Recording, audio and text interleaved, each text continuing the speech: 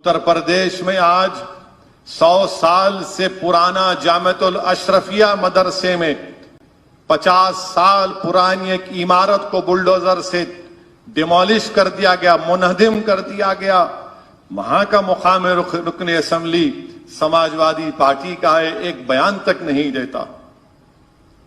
پورے بر صغیر میں بلکہ پوری دنیا میں جامعۃ الاشرفیہ مشہور ترین ہے، مگر کوئی بیان نہیں۔ کانپور میں ایک مدرسے کو منہدم کر دیا گیا تو ویڈیو میں بتایا گیا کہ مدرسے کے ذمہ داران قرآن کریم کے پاروں کو مٹی اور ملبے سے اٹھا رہے تھے۔ یہ آپ کی قرآن سے محبت ہے؟ کہاں گئے وہ سوداگر؟ کہاں گئے وہ سوداگر؟ کہاں گئے وہ ایجنٹ؟ کہاں گئے وہ بروکر جو چودھری بن کر مسلمانوں کی عورتوں کا سودا کرتے ہیں اور کہتے ہیں کہ حکومت بدلو؟ کہاں ہے تم آج نہیں بول سکتے، کچھ خاموش بیٹھے ہوئے ہیں۔ اسی لیے ہم کہہ رہے ہیں کہ آپ کو اپنے نمائندوں کو کامیاب کرنا ہے۔ گھر کی حفاظت یا تو کتا کرتا ہے یا چپراسی کرتا ہے، تو کم سے کم مجلس اتحاد المسلمین کو ان دونوں میں سے ایک تو بنا لو آپ، تاکہ ہم آپ کے چپراسی بن کر رہیں، تاکہ ہم آپ کے لیے لڑتے رہیں۔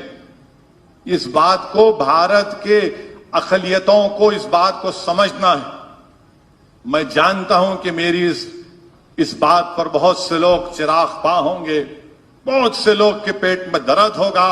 میں چاہتا ہوں کہ تمہارے پیٹ میں درد ہو، بلکہ ہمیشہ تمہارے پیٹ میں درد ہو، کیونکہ تم نے مسلمانوں کا فائدہ نہیں کیا، تم نے مسلمانوں کا نقصان کیا۔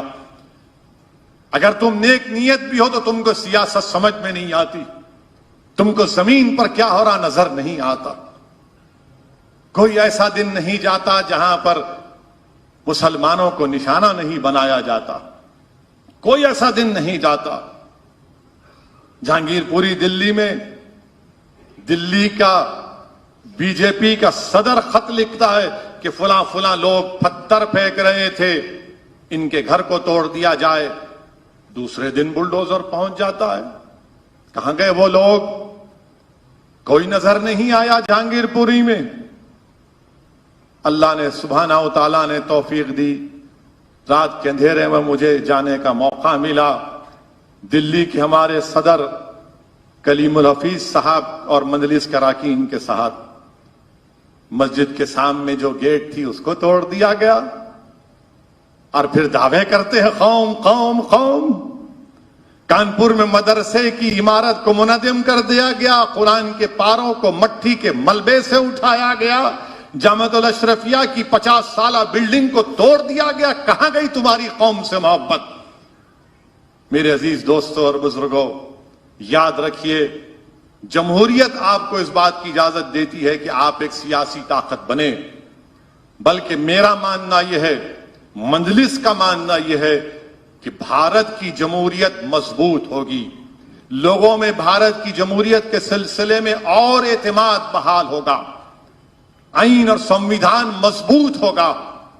اگر آپ صرف ٹویٹر پر تنقید کر دیں گے، سوشل میڈیا فیس بک پر جا کر 2 جملے لکھ دیں گے، آنکھ میں آنسو لا لیں گے اور بولیں گے اللہ ان کو غارت کر دے۔ میرے عزیز دوستوں اور بزرگوں، اللہ کے رسول صلی اللہ علیہ وسلم کی سیرت النبی کو دیکھو۔ مسجد کے ممبر پر بھی رسول اللہ صلی اللہ علیہ وسلم نظر آتے ہیں، احد کے میدان میں بھی رسول اللہ صلی اللہ علیہ وسلم نظر آتے ہیں۔ رسول اللہ صلی اللہ علیہ وسلم کے جسم مبارک پر اونٹ کی اجڑی بھی ڈالی گئی۔ طائف کا سفر بھی ہمارے سامنے ہے، شعب بن ابی طالب میں 3 سال کا بائیکاٹ بھی شامل ہے، اور فتح مکہ بھی ہمارے سامنے، بدر بھی ہمارے سامنے ہے، خندق بھی ہمارے سامنے ہے۔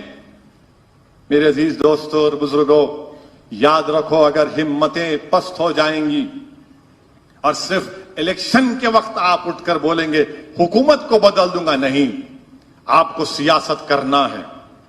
سیاست یہ ہوتی ہے کہ اپنے نمائندوں کو کامیاب کرو۔ یہ لوگ آپ سے جو کہہ رہے ہیں کہ صرف الیکشن کے وقت ووٹ ڈال دو، نہیں، یہ آپ کو گونگا سمجھ رہے ہیں، کم عقل سمجھ رہے ہیں۔ مجلس آپ کو کہہ رہی کہ آپ کو اللہ نے دماغ دیا، سوچنے اور سمجھنے کا سلیقہ دیا ہے، आप देखो कि तेलंगाना में हो, महाराष्ट्र में हो या फिर बिहार में हो, जहां पर मजलिस के अरकान असम्बली है, हमारा काम, हमारा एहतजाज, हमारी वाबस्तगी, हमारी मेहनत, हमारा इखलास आप कंपेयर करके देख लो उन दूसरी जमात के अरकान से। मुंह तक नहीं खोलते, मुंह तक नहीं खोलते। मेरे अजीज दोस्तों और बुजुर्गों, चौथी बात यह है कि जो कुछ मध्य प्रदेश में हुआ, राजस्थान में हुआ, बल्कि राजस्थान में तो एक वीडियो सामने आया कि जोधपुर में हजरत पुलिस के एक कांस्टेबल साहब एक पट्टी अपने सर को बांध लेते हैं, उसमें लाल रंग है, और बताते हैं कि मैं जख्मी हो गया। उसके बाद माशाअल्लाह से हमला कर देते हैं टोपी वालों पर। क्या पुलिस है अशोक गहलोत की हुकूमत में कि ईद भी हम खुशी से नहीं मना सकते? क्या कर रही है आपकी हुकूमत? क्यों नहीं आपके पास इंटेलिजेंस की रिपोर्ट नहीं थी? मगर हम देखते हैं कि क्या क्या हुआ। हम ये नहीं, आपको मालूम होगा कि उत्तराखंड जलालपुर में क्या हुआ। खेतों में लोग रह रहे हैं, डर के अपने गांव को नहीं जा रहे हैं। कहां गए वो लोग? तुमसे पूछेंगे तो बोलेंगे नहीं नहीं सब्र करो। सब्र करना, हिम्मत को पस्त होने नहीं देना और डट जाना अपने काम के सिलसिले और कमर बस्ता होना, ये मामला है। मेरे अजीज दोस्तों और बुजुर्गों, पांचवी बात यह है कि हमारे पास मुल्क में अब बीजेपी एक नया शोषा शुरू कर दी कि यूनिफॉर्म सिविल कोड हम लेकर आएंगे। मैं बीजेपी के लोगों से पूछना चाह रहा हूं कि यकसा सिविल कोड यूसीसी, क्या जब आईन और संविधान बन रहा था कानून साज असेंबली में, जिसको अंग्रेजी में कहते कॉन्स्टिट्यूएंट असेंबली में, क्या बाबा साहेब अंबेडकर ने नहीं कहा था कि यकसा सिविल कोड रजाकाराना होना चाहिए,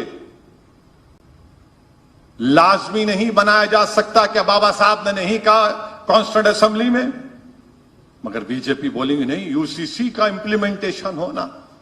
अच्छा, जो हिंदू मैरिज एक्ट जो पार्लियामेंट से बनाया गया, उसमें अब तब्दीली पैदा करेंगे।